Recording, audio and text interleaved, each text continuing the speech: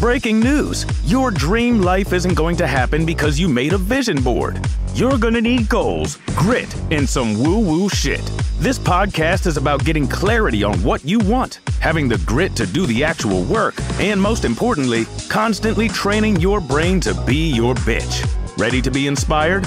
Here is your host, best-selling author, Una Duncan. All right, I am here with Melanie, and I am so happy to have you here. Thank you so much for doing the show. Thank you so much for having me. I'm so excited. Well, okay, so I did a little bit of stalking on your site, and I noticed that you offered a service on designing for your well-being. And I was like, oh, no, it was designing for healthy habits. Am I getting it right? What's the actual title of the service? Well, it's changed over the course of like the last week. So it was Healthy Habits, Happy Home. And then I changed it to Wellness Focused Interior Design, just so it was a little bit more broad maybe. But right. So I was like, Healthy Habits, what is this? And I clicked on it. And you have a service to help people design their homes in alignment with the 7 habits of highly healthy motherfuckers based on my book. I'm so flattered. That's really cool, dude. Yeah, it's pretty awesome. Well, when I joined the program a year ago, it was life-changing. And I've been doing interior design for about 7 or 8 years. And there was a different way when I joined the program. You know, we go through our kitchen cabinets and we take out the junk food. And we always set up our kitchens to help promote healthy habits, you know, chopping vegetables, getting a smoothie maker, all that kind of stuff.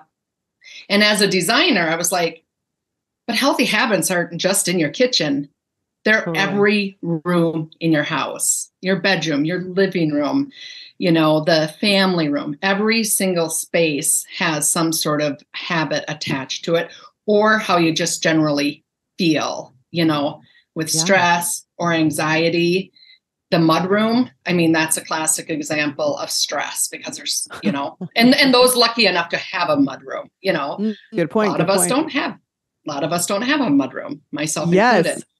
So after kind of going through that kitchen and setting it up for myself, for my healthy habits, I just intentionally started looking more so in every room, like, okay, how can I apply what I know, but get really specific on these healthy habits? Amazing. So okay, well, I'm going to ask you to go through that with us. But first, so people have a little bit more context, can you tell people who you are, what you do? I know that you've been profiled in some pretty exciting interior design magazines and blogs and stuff like that. So tell us a little bit of the context about what you do. Sure. So I own a company called Happy Place Interiors, and I've been in business for about 7 or 8 years. And my business model is very different than a kind of conventional interior designer.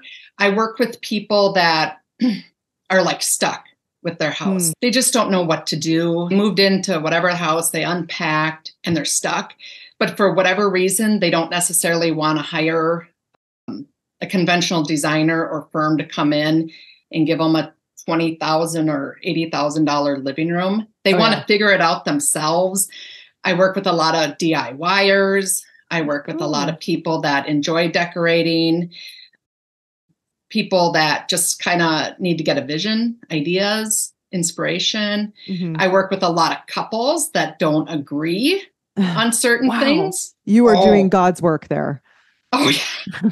I have often been called like a marriage therapist or like a decorating coach or design coach, because I would just come over and you know, let's say your living room, and you're just like, I don't know, is this the best arrangement? And I'm like, here, let's turn this around and flip this and that and move all this. And I'm like, okay, from here, do you like your sofa? No, I want a new sofa.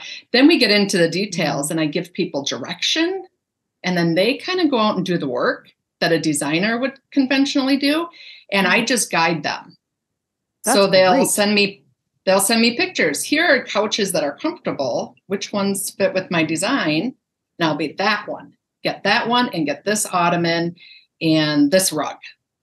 And so they're more hands-on. I'm a little more hands-off, but I'm like a guide or a coach. I love it. Well, you sound like, you know, the very skilled best friend that everyone wishes they had to come and help them sort out their place. Because I think people have this idea of an interior designer as very elitist and very fancy, and I could never afford one. And you're kind of like, no, I'm here. I can help you out. Yeah, I'm your friend. Yeah. Yeah, that's cool. Melanie, you know what's so funny? I'm talking to you and I'm realizing that I'm getting self-conscious about my background, my interior design.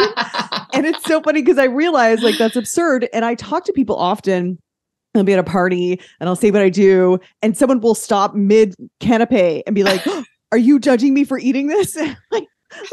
I could not care less. It's not like I go around radaring everyone's health behaviors, and I'm sure you don't either. But I just noticed that I was having those thoughts of like, "Oh, she's looking at my laminate calendar behind me." Oh no, not at all. Yeah, I'm sure not. Okay, so great. Thank you for that context. Now, please tell us. You had this epiphany. You joined my program. I bullied you into cleaning out your pantry and stuff. And you're like, okay, this makes a huge difference. And I know how I can apply this same theory to the rest of the house. Did I get that right? Yes. Yeah. Okay. So tell us more. Okay. So I have kind of 5 like overall key components that people, the listeners can, or yourself can look at in their house, and just, it's really about being intentional with your space.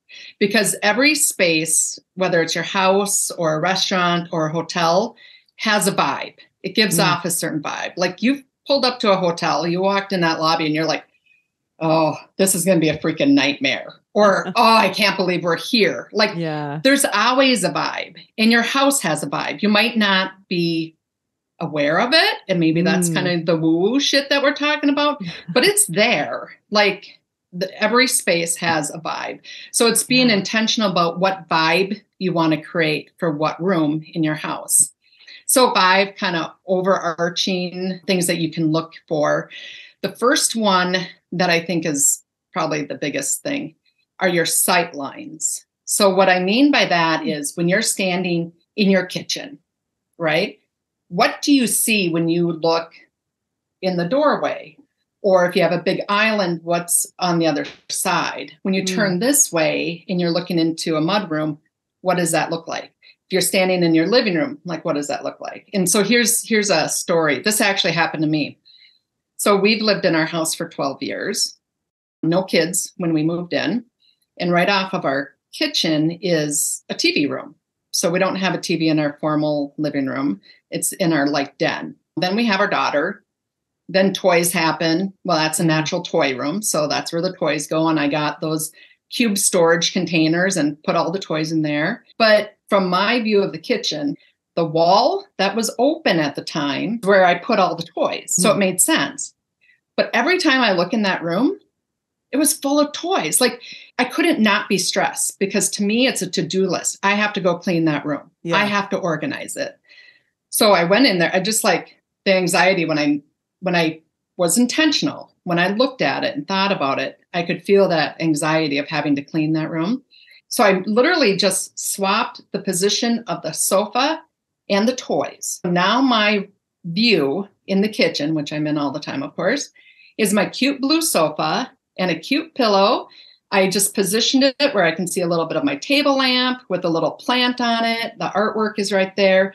My view is always lovely. The toys are still there. It's still a freaking mess, but I can't see them. So it's that kind of sight line. Also in my house, when anybody is sitting in my living room and our bathroom doors open, it's a straight shot. So on the little built-in vanity, I have the big, beautiful display of flowers, just kind of probably a little bigger than you would think about putting on there. But now that sight line for me and my guests sitting in, it's like, oh, those are really pretty flowers. Right. So it's really, a lot of people have their primary bedroom is fairly big, and you walk into the hall and there's just a corner. Like what you walk into is like a corner. Yeah. Yeah. Put a beautiful plant or a cute a chair to meditate with a little rug under it, little side table. So when you walk into that room, instead of seeing an empty corner or boxes of stuff or a treadmill or worse, a work desk, we'll talk about that. But you have this great little chair, and it feels kind of like a hotel suite. So it's really those sight lines and the vibe that it starts to create. Walk around your house. What do I see at 180 degrees of every room? You'll probably be surprised. And then the other one is color. Color makes a huge difference. Color adds or detracts energy. So red is probably the most powerful color. It literally can increase your heart rate. It can get you to eat more, which is why a lot of restaurants are red. A lot of Italian restaurants are red. Like it increases appetite, increases blood flow. I mean, it brings up a lot of feelings. So for the bedroom, not the kitchen. Yes. It can be a great color for the bedroom, not a good color for kitchens and dining rooms. Got it. If you want to eat less, do not have red kitchens and dining rooms. So the amount of color you use and how much color you use. And color comes in paint, furniture, stuff, bins, like everything has a color. So the more color you're adding, the more energy. Okay. Which can be good in like your workout room or playroom. But how much vibrancy do you want in a bedroom if you're trying to be restful and relaxed? Right. You know, you can still, like, blue is a beautiful, wonderful color, very relaxing, fairly neutral. But then if you put like a vibrant piece of art from a trip that you went with all this, that's where the energy comes from. So it's not just wall color, but art color and things like that. So color is huge. The third one that I look at is how much stuff do we have? Oh, clutter. You know, but it's just being intentional. Like, you know, again, I don't judge. People pay me to come to their house and give them advice. So there's no judging. The more space we have, the more we're going to fill it up for the most part. But nobody needs 45 pens on their kitchen counter in a little cup. Good point. You know, I mean, because all that stuff, each item that you have brings energy. So this energy can translate into stress and anxiety. So if your house or your bedroom, I see a lot of this since the pandemic, people have treadmills in their bedroom and their work desk and all their work papers, you know, and laundry. All of that is energy. And the energy that it is you got work to do. You have laundry to put away. You have things to iron. You have to sort this stuff out. And don't forget to exercise. Oh, like how do you... I love exercising. And you said that. And I was like, oh, it hurts. Yeah. But it's like, how do you sleep with that stuff? So again, small houses are probably the most challenging. I haven't been in a house that I haven't been able to figure out a good plan that works with the people. Do you know what's so funny? When you said no one needs 45 pens in their kitchen, my immediate reaction was, you can't throw out a perfectly functioning pen. And then I was like, you know what? That's what my clients say when I tell them not to overeat, you know, and they say, but I can't throw it out. To which I respond, it's already garbage by the fact that it's too much. It became garbage when you bought too much and you made too much. You can either put that garbage in the garbage or you can put it in your body and treat your body as a garbage receptacle. Yeah. Yep. So I'm trying to think of like, okay, next time I have that, like, I don't want to throw out this perfectly functioning pen, then is it fair to say, well, that pen is already garbage because it's too much? You don't need that pen. It's excess. Yes. But with the case of the 45 pens, there's always going to be a school or a nonprofit that needs it. So I always, can this be reused? And with, social media nowadays, it's so easy to get rid of stuff. Right. Much more so than like my kids' leftover macaroni and cheese. Exactly. Yeah, exactly. But if it's not something that can really be donated, then it's going to end up in the landfill at some point, sadly. But it is going to be garbage at some point. It's either going to be while you're here on Earth or after you're gone and somebody else threw it. So, and you just spent your lifetime looking at it. And stressing out about it. I have so many clients whose parents or grandparents had passed away and they have boxes in their basement of all their stuff. and they can't use their house because, so I know it's a daunting task, but it's having less stuff reduces your stress tremendously, which of course wards off the fuckets. Right. I'm gonna ask you more about that. But so the design principles, you said there was 5. One was the vibe and sight lines. One was color. One is decluttering. What are the other 2? The other 2 is light. And I don't want to get too much into light bulbs right now, but it's really about that's kind of a whole other thing. I'll mention a few key facts about light bulbs, but it's really about maximizing natural light. There was a woman that I worked with. She hired me to just come over and decorate her house with art that she had already bought, right? She already had everything. She just wanted me to put it together. So she's giving me a tour of the house, and her house, the way it was set up, she had all this tree coverage in the back. So the kind of the back side of the house didn't get any light. And that's where the family room was and the kitchen, and they spend all their time there. And she's like, I'll just come to the front of my house and sit on the staircase so I can get natural light. And she was just like, she said it like 3 times. And I looked over and I'm like, well, what do you use this room for? And it was their formal dining room, but they never used it. Yeah. She left, brought her son to daycare.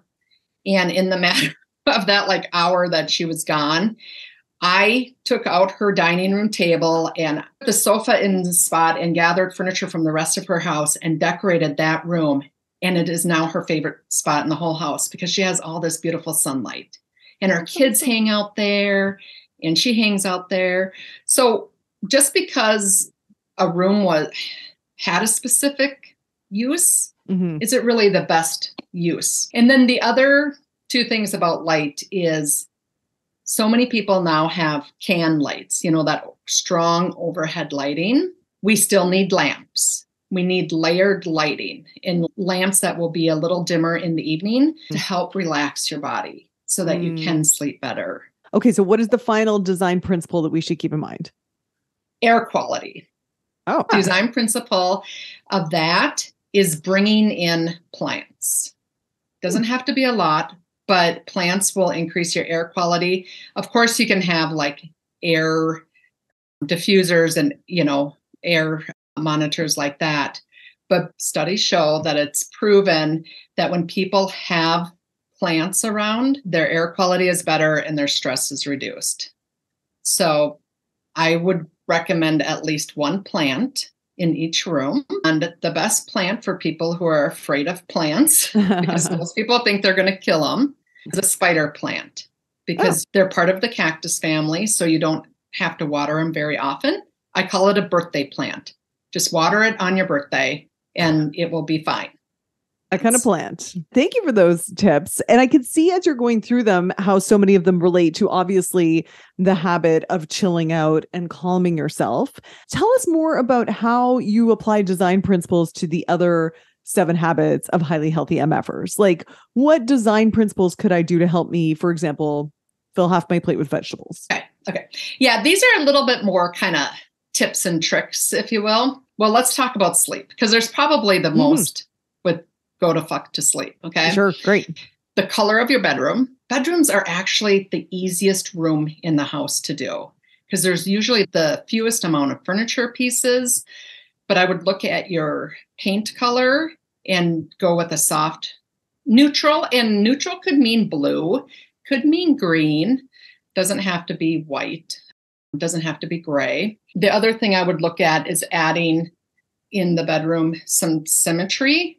So with your bed, I'd have 2 nightstands, 2 lights, because you want, again, that kind of not just overhead lights. You want eye level lights, lower lights in the bedroom. And just being intentional with what you keep in that space. When you're laying in bed, what are you looking at? That's another sight line. And also the position of the bed. There's some feng shui around this. But when you walk into the room, and you can't do this in every bedroom, and I know that, but when you walk into your bedroom, your focal point should be the bed. So the bed shouldn't be kind of behind you. Right. Right. So that's how we're going to go the fuck to sleep. Yeah. Okay. Meditate. This, again, every house is different. Like every house is so unique to the person that lives in it. And small houses are the hardest, but finding a dedicated space that you actually want to meditate in. And maybe if you don't use your formal dining room, that can be a great sitting room, which can turn into a place of meditation. So that's really about being intentional about finding a place. I guarantee there's a place. Habit of prep and plan ahead. Yeah. That one kind of goes a lot back to like kitchen organization, but making sure that you're setting up zones in your kitchen, like where you're chopping your vegetables and is it close to your sink or your little compost? And making the kitchen, especially where you do your prep, pleasant as possible. It could be anti-fatigue rug, a really cushioned rug, maybe a really cute pattern on it. Maybe it's where you plug in your music or, whatever, but that you have like your station, like, right. Your apron, if you want to get into the whole apron wearing that, but that's your station. Again, it's about being intentional and figuring out what works for you. The exercise consistently habit. So exercise, a woman posted today, I don't know if you saw this in the MFA group, that she's traveling. And she said, wow, it was so easy to work out in this hotel room. I can't wait to get home and find out how to make it this easy. And I was just like, that's exactly it. She's coming back with that trip of being intentional. How can I make it better? How can I make it easier? So some people have a dedicated space that they can turn into an exercise room. Some people don't. But if you're lucky enough that you have that space, and then you think about kind of these 5 key components like color. Well, in most cases, you want some good energy in there. So that's where you put your vibrant piece of art, or maybe you want red for all that energy. My daughter and I painted like a landscape mural and just, like the grass and the sky. And what I loved about that is she is my why. Like she is my why of doing all these healthy habits. So when I'm working out, I'm just surrounded by my why. And she just drew like little characters and it's just, it was really great. And again, I wouldn't put too much stuff because each piece of that you bring in start to add some energy and it can be a little stressful. It's really tough. I mean, people that have small spaces or in a condo or in an apartment that don't have like a separate room and you have to work out in your living room or your bedroom, depending on the hand weights or mat or, resistance band, they're in your bedroom. You can have a nice bench at the end of your bed and you keep all of that stuff in there. It's instant access, but it's put away at night. So you don't have to see it. Right. So your workout room is a special little thing that you have a little container underneath your bed. And then, okay, that's great. Because that is one thing I was thinking as you were talking. We have a really small house. It's also completely under construction. So for example, in our kitchen right now, my only space is a little like just enough for a cutting board kind of thing. And we're in transition right now. But, a lot of people are listening and they just do not have extra space. So what are some ways that we can apply these principles if we don't have all the luxuries of an extra exercise room and how can we apply the principles without all the privilege? Yeah. Good point. It's about getting creative. So, for a living room, you can have an ottoman instead of a coffee table that has storage in it. And that's where you can keep your workout gear. Nice. Yeah. You can have your weights in there, your resistance band, your mat, throw a tray on top of it, put a plant. There you go. Should always put a plant on. And there's your coffee table, So it, could be something as simple as that. But there's a lot of unique little storage tricks and tips, just kind of depending on what you need. Maybe the DVDs go into a closet and you put your exercise equipment in the media stand instead. It's just, stepping back and taking a look at how you're using your space now, especially if you're following the 7 healthy habits. How can I adjust my house to fit my new lifestyle and support it? It's a great question. one of these occurred to me the other day. So one of the healthy habits is back away from the booze. And I was noticing as I sit on my favorite spot on the couch that my direct eye line is not only to our, like, we don't have a huge alcohol collection, but we have like a bottle of tequila and a bottle of scotch. And not only is it in direct eye line, but the sun is shining behind them. Like, they look so beautiful. Totally. Exactly. And I was like, I should probably change that. I should probably put a plant there or something. Yes, that goes right into back away from the booze. That is a perfect example of what I'm talking about. And they've come out with all these darling bar carts, these cute little bar carts, and you decorate, you put your alcohol on them with all the little martini shakers, and it can look darling. But if that's one of your healthy habits and it's an issue, don't have your bar. Roll that bar cart all the way out. Just all the way out to the garage. I mean, it is, again, it's sight lines. It's exactly what you're talking about. Like, what are you seeing? And even, like for me, I love wine. I love a good red wine. And I do not have kitchen cabinets that have glass doors. A lot of people do.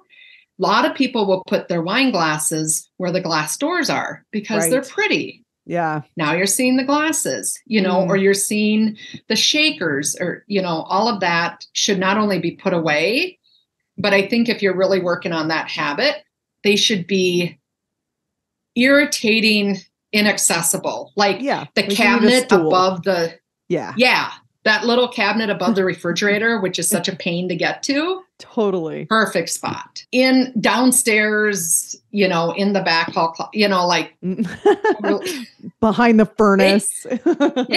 Just like make it difficult. Do not make it easy. So for sure. And on the other hand, if you wanted to start increasing your intake of fruit and vegetables, then start, chopping them and having them on the kitchen table. This is one thing I've tried to do with my kids. When they get home from school, there's like a bunch of fruits and veggies on the table. And of course they come in and they say like, I'm starving. Can I have some cereal? And I'm like, nope, there's fruits and veggies on the table. And of course they're like, I don't want that. But then of course they eat that because that's what's there. Yeah. That actually, the fill half your plate with veggies, that is one of the exact things that I was going to talk about.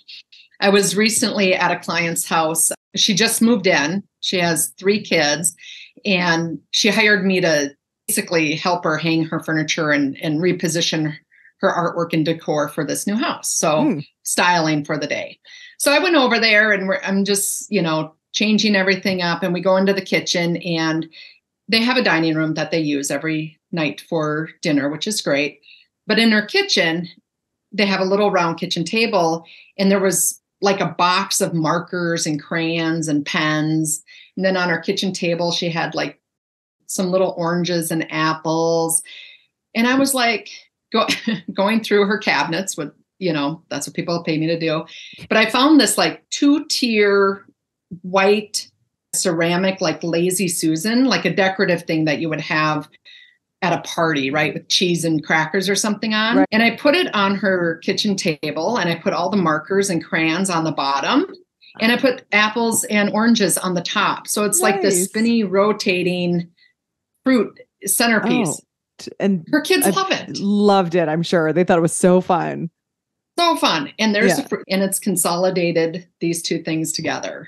That's but it also puts the fruit right in front of the kids. So I think a fruit bowl is like the best centerpiece on any counter.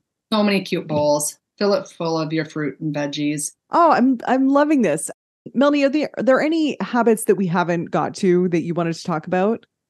The eat everything, but way less of it habit. I think that's the last one. Yeah. And that one, I think, is really, again, thinking about color and the energy that's in your dining room or kitchen. It's also your sight line. So if you're in your kitchen and you look to your TV room and it's just full of toys and stuff that gives you anxiety, that can cause you to eat more. Oh, I gotcha. Right. So it's not just about seeing food. It's about seeing anything that's going to trigger you to want to eat food or more food than is necessary. Yeah, I got it. Yeah. Trigger anything that triggers anxiety. If you can see that, that could cause you to eat more. So again, checking those sight lines. And then I think there's a little bit of distracted eating because I think when you're distracted, you just tend to eat more and you don't realize it. Totally. So it's like, do you have the TV? Do you have a TV in your kitchen? Are you just constantly like watching TV and eating, or your dining room? Are you eating in your dining room and the TV's blaring in the background? Are you being distracted that way? Right. And then this is another kind of trick that I am quite passionate about now is I reduced the size of my dinner plate. So in the 1950s, a dinner plate was 9 inches, which is now a standard salad plate size. No way. What I think of a salad plate used to be the actual plate. Yes. Oh my gosh. Because ours are 12 inches now. Is that right? Yeah. Yes. Yeah. Oh. So they increased like in the 80s and 90s, and standard today is between 11 and 12 inches. And our set of dishes that we bought, 10 years ago, our dinner plates were 11 and a half inches and our salad plates were 9 inches. And I took those, 11-inch dinner plates and I put them on the upper cabinet, which I can hardly reach. Yeah. And we use the 9-inch plates. Wow. And it's amazing. I mean, it took a while to get used to, but. And did you notice you're eating less food? Yeah, because you can't put as much on there without making it look like a mountain, And then were you hungrier after? No, not necessarily. No. You just had to get used to the visual of having less food in front of you. Yeah, it's amazing. So right now, the bowls that came with that set, I mean, they're huge. Yeah. So now I want to go and get like a more appropriate, smaller bowl size for. Like what would now be a coffee cup, basically. Probably. Yeah. Wow. Or a dessert cup. Oh, that's a great tip. Is there anything else you wanted to say about how to design your space for healthier living? When people are working on their healthy habits, they're being very intentional about their kitchen and maybe their mindset and their body. And maybe they're being very intentional about work if that's stressful. Mm-hmm. But I think people don't think about their spaces. You've probably heard the term house blind. And I think with COVID, with the pandemic, it forced people to look at their house differently. And I think people are more aware of their surroundings on the functional side, but not necessarily as aware of how it's affecting them. So just kind of looking, knowing that color, natural light, clutter, and sight lines are so important, dramatically affect your mood, your energy, and your vibe. And then just figuring out what works for you. That's so true. I think because we've been living in this construction reno for so long, I think I've been house blind. Like we have a dishwasher that's been sitting in the middle of the living room. We kind of use it as a table now. And I'm so blind to it because it's been like this for so long. But we have people coming to stay with us in about 2 weeks. And all of a sudden I'm looking around being like, whoa, there's a dishwasher in our living room. And it makes you wake up to it because you do get house blind. You do stop seeing things that why is there a big jumble of wires here on my desk that's been there forever? I probably stare at that 5,000 times a day and it probably gives me anxiety on some level, but I just tune it out.